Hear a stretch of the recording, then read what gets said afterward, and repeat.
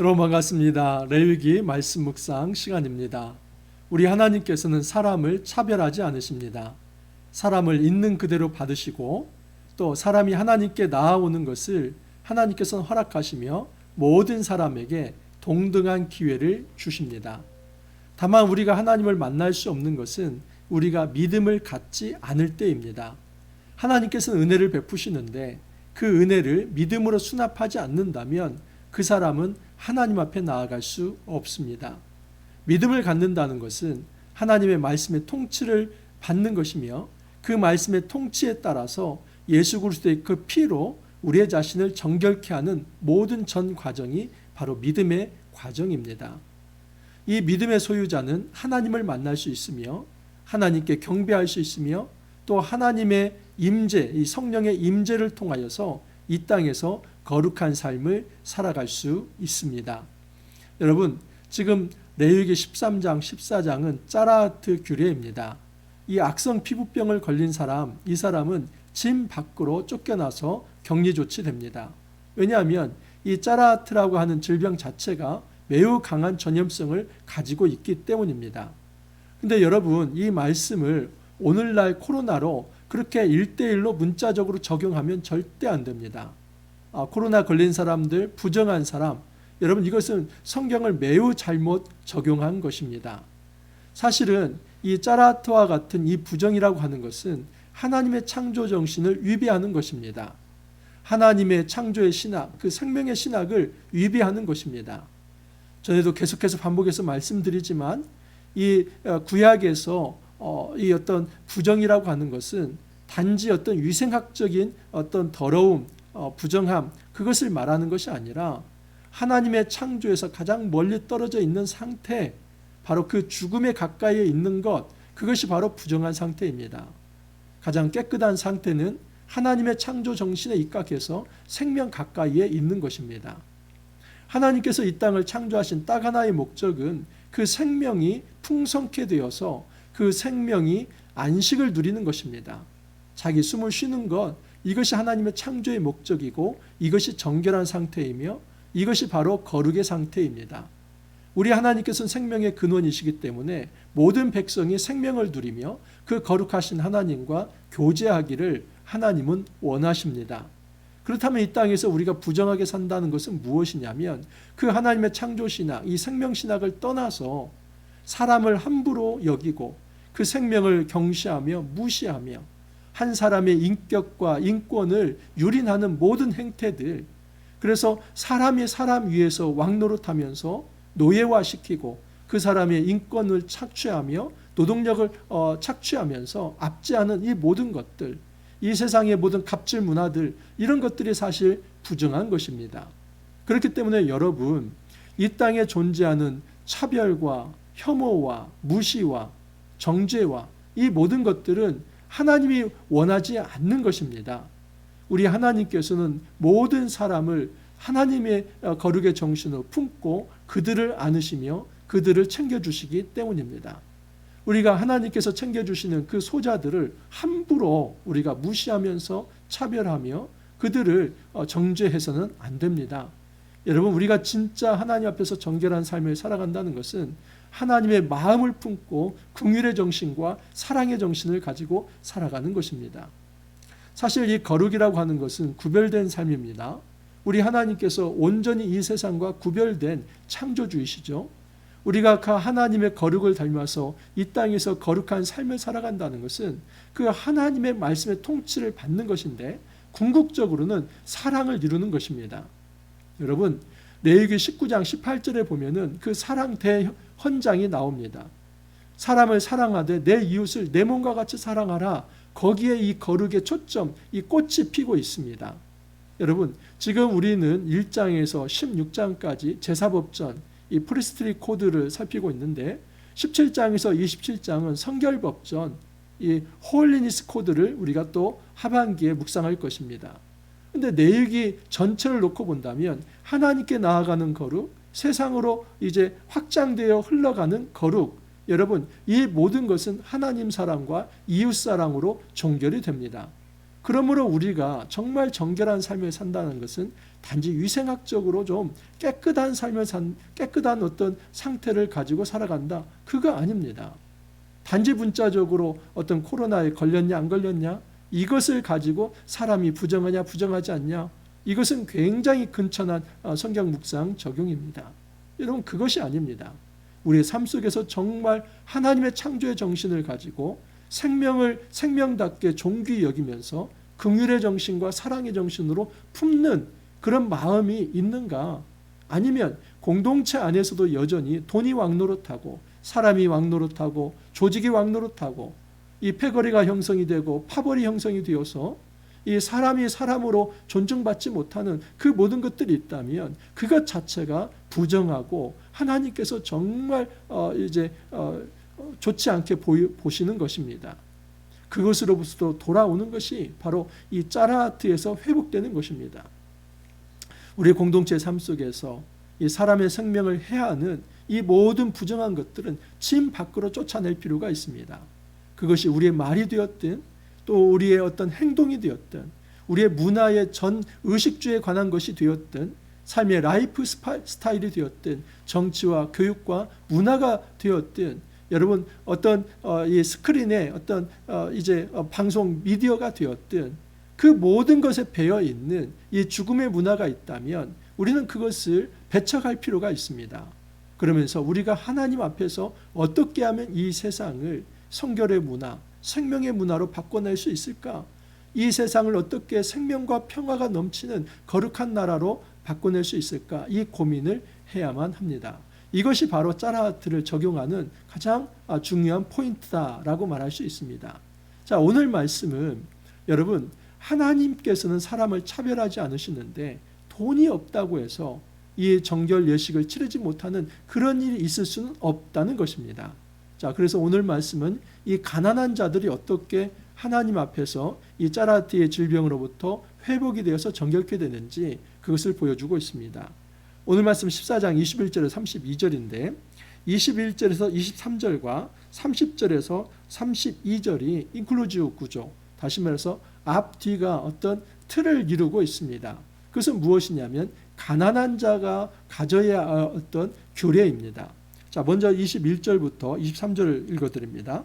만일 그가 가난하여 그의 힘이 미치지 못하면 그는 흔들어 자기를 속죄할 속건제를 위하여 어린 순양 한 마리와 소제를 위하여 고운 가루 10분의 1 에바에 기름 섞은 것과 기름 한 녹을 취하고 그의 힘이 미치는 대로 산비둘기 둘이나 집비둘기 새끼 둘을 가져다가 하나는 속죄 제물로 하나는 번제물로 삼아 여덟째 날에 그 결례를 위하여 그것들을 회막문 여호와 앞 제사장에게로 가져갈 것이요. 핵심은 무엇이냐면 가난한 자도 속건제물 또 속죄제물을 드릴 수 있다 하는 것입니다. 자, 좀 자세히 보면 속건제를 위하여 어린 순양 한 마리, 소제를 위하여 고운 가루 10분의 1 에바라고 합니다. 자, 그런데 어제 말씀 보면 14장 10절 한번 보십시오. 여덟째 날에 그는 흠없는 어린 순양 2마리와 1년 된 흠없는 어린 암양 1마리와 또 고운 가루 10분의 3 에바 기름 섞은 소제물과 기름 한 록을 취할 것이요. 여러분, 양이 줄어들었습니다. 어제 말씀에 의하면 어린 순양 2마리 또 1년 된 흠없는 어린 암양 1마리인데 여기 보면은 어린 순양 1마리만 됩니다. 그러니까 총 3마리를 드려야 하는데 1마리만 드려도 된다. 또 하나는 소재로서 고운 가루 10분의 3 에바, 이것은 약 6.6리터인데 고운 가루 10분의 1, 2.2리터만 드리면 됩니다. 여러분, 이렇게 가난한 자에게 그 어떤 재물의 양을 줄여줍니다. 왜냐하면 형편대로 해야 하기 때문입니다. 근데 여기에도 못 미치면 어떻게 합니까? 그의 힘이 미치는 대로 산비둘기 둘이나 집비둘기 새끼 둘을 가져다가 하나는 속죄제물로 하나는 번제물로 삼아. 그래서 어린 순양을 드릴 수도 없는 상황이 된다면 비둘기로라도 할 수 있다는 겁니다. 여러분, 집비둘기가 없으면 그냥 산에 가서 비둘기 잡아와도 된다는 것입니다. 이처럼 하나님께서는 그 어려운 형편은 고려해 주십니다. 그 사람이 얼마나 어려운지 그 형편은 고려해 주시지만 이 속죄제와 속건제를 드리는 데 있어서 드리느냐 안 드리느냐에 있어서 예외는 없다는 것입니다. 다시 말해서 하나님 앞에 돌아올 때는 반드시 이 속죄 제사가 필요하다 하는 것입니다. 누누이 말씀을 드리지만 여러분 11장에서 15장은 죄가 아닙니다. 지금 1장에서 7장의 제사를 통해서는 이 죄를 해결하는 것이지만 지금 11장에서 15장은 부정의 해결입니다. 그래서 이 부정이라는 것은 불결한 것, 깨끗하지 못한 것. 그래서 깨끗하지 못한 상태를 깨끗한 정한 상태로 바꾸는 것입니다. 근데 여기에도 속건제, 속죄제가 다 필요했습니다. 그 이유는 여러분 이 속죄제라고 하는 카파르라고 하는 것 이거 자체가 덮다라는 거 말씀을 드렸죠. 씻다라는 의미가 있다고 했습니다. 그리고 대속의 의미도 있습니다. 근데 여기에서는 정말 중요한 의미는 씻어내는 것입니다. 그 부정을 씻어낸다. 그래서 이 제사라고 하는 방식이 쓰여질 정도로 이 짜라트의 어떤 부정이 굉장히 심각하다 하는 것을 이야기한 것입니다. 속건제, 속죄제, 또 어떤 소제, 그리고 번제 이것들을 다 드려야 하는 이유는 뭐냐면 첫 번째는 여러분 그 사람이 자기의 부정을 인정하는 것입니다. 그 제사를 드리면서 여러분 자기의 어떤 부정 상태를 만약에 고백하지 않는다면 그것은 제사를 잘못 드리는 것이죠. 반드시 제사를 드릴 때는 바로 이런 고백이 포함되어 있습니다. 내가 하나님 앞에서 깨끗하지 못했습니다. 내가 하나님 앞에서 부정했습니다. 여러분 이것이 바로 제사의 전제입니다. 오늘날도 마찬가지입니다. 여러분 오늘날 우리가 어린 순양을 가지고 갈 필요 없습니다. 왜냐하면 예수님이 우리의 어린 양 되셨고 예수님의 십자가 사건은 그 속죄제사의 피입니다. 그러므로 우리는 예수님의 피를 의지하면 됩니다. 어떻게 의지하면 될까요? 여러분 예수님을 믿으면 됩니다. 예수님을 신뢰하면 됩니다. 예수님의 그 말씀의 통치를 받고 성령의 임재를 체험하면 됩니다.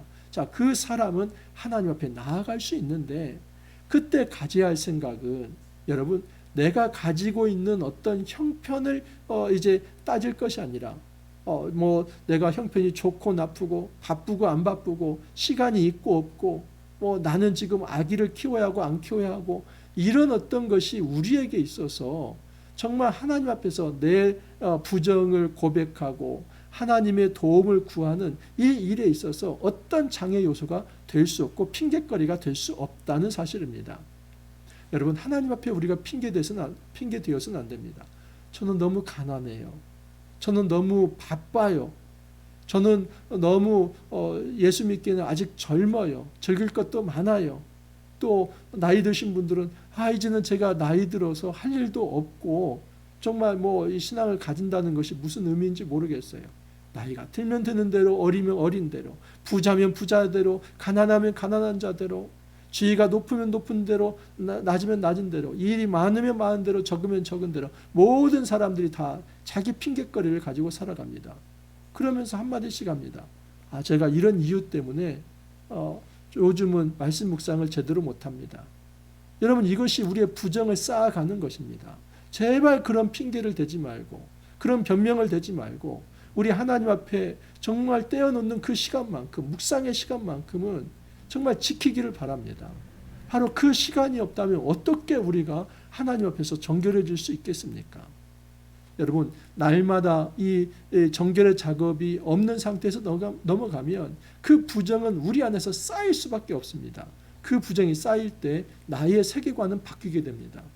그 무의식 가운데 그 부정에 노출된 것들이 내 안에서 쌓이고 쌓여서 결국은 내 세계관과 사고가 바뀌어서 그래서 나도 세속적인 사람들처럼 행동할 때 뭐 이 정도는 괜찮지 이렇게 되는 겁니다. 여러분 성경을 묵상하고 하나님 앞에 엎드리고 기도하고 성령의 충만함을 받는 사람들은 말씀을 읽으면서 내 자신을 돌아보면서 성찰하면서 이렇게 살면 안 되지. 여러분 이것이 바로 부정을 해결하는 자세들인 것입니다. 우리가 핑계대지 맙시다. 나는 가난하다고 해서 나는 뭐 어쩌다고 해서 이렇게 핑계대지 말고 하나님께서는 그 형편대로 하되 정말 예외 없이 모든 사람들이 속죄제사를 드리도록 하는 것처럼 우리가 예수님을 붙들고 그 십자가를 붙들고 그 은혜를 붙들고 성령 안에서 하나님 앞에서 고백하며 우리의 부정을 씻고 나아갈 수 있기를 간절히 소망합니다. 25절 이하를 보면 아주 특이한 장면이 나오는데, 속건제의 어린 양을 잡아서 제사장은 그 속건제물의 피를 가져다가 정결함을 받을 자의 오른쪽 귓뿌리와 오른쪽 엄지 손가락과 오른쪽 엄지 발가락에 바를 것이요. 여러분, 이 레위기 8장에서 이미 우리는 대제사장 위임식에 이거 살펴봤습니다. 자, 이 28장 23절을 보면 모세가 잡고 그 피를 가져다가 아론의 오른쪽 귓뿌리와 그의 오른쪽 엄지 손가락과 그의 오른쪽 엄지 발가락에 바르고, 여러분, 이 속죄 제사의 이 피를 오른쪽 귓뿌리 또 오른쪽 엄지 손가락, 오른쪽 엄지 발가락에 발랐습니다. 이건 누누이 말씀을 드렸지만 우리가 듣는 거, 또 우리가 손으로 만지고 또 발로 걷는 이 모든, 이제 듣고 말하고 행동하는 모든 것, 이것은 우리의 전 기관이죠. 우리 전 인격이 바로 정결하게 씻음을 받는다. 다시 태어나는 것입니다. 그런데 지금 이 짜라하트로 돌아올 때는 피만 바를 뿐만 아니라 그 피 위에다가 다시 기름을 바릅니다. 27절 이하를 보면 오른쪽 손가락으로 왼쪽 손에 기름을 조금 찍어 여호와 앞에 7번 뿌릴 것이요. 자, 왼쪽 손에 이제 기름을 붓습니다. 그리고 오른쪽 손으로 찍어가서 여호와 앞에 뿌린다는 것은 아마 그 제단에 이렇게 뿌렸을 것입니다. 이것은 제단을 성결케 하는 것입니다. 자, 그 다음에 그것을 찍어서 다시 그 오른쪽 귓뿌리에 이미 피가 묻어 있죠. 거기에 바르고, 또 오른쪽 엄지손가락에 피가 묻어 있는데 그 기름을 거기에 또 바르고, 오른쪽 엄지발가락에 피가 묻어 있는데 거기에 기름을 다시 바릅니다. 기름이라고 하는 것 누누이 설명을 드렸지만 성령의 임재입니다. 그 성령의 임재를 통해서 거룩하게 구별되는 것, 제단이 구별되는 것이죠. 여호와 앞에 그렇게 뿌렸다는 것은. 그리고 그 사람이 구별되었다는 겁니다. 성령의 임재를 통해서. 자, 그런데 제단과 그 사람이 소통하는 겁니다. 즉 무엇을 얘기하냐면, 피를 바르고 기름을 바르는 것은 그 사람은 죽음 가운데서 생명으로 다시 태어났고 이제는 성령이 임재한 상태에서 하나님의 예배자로 회복되었다는 것입니다.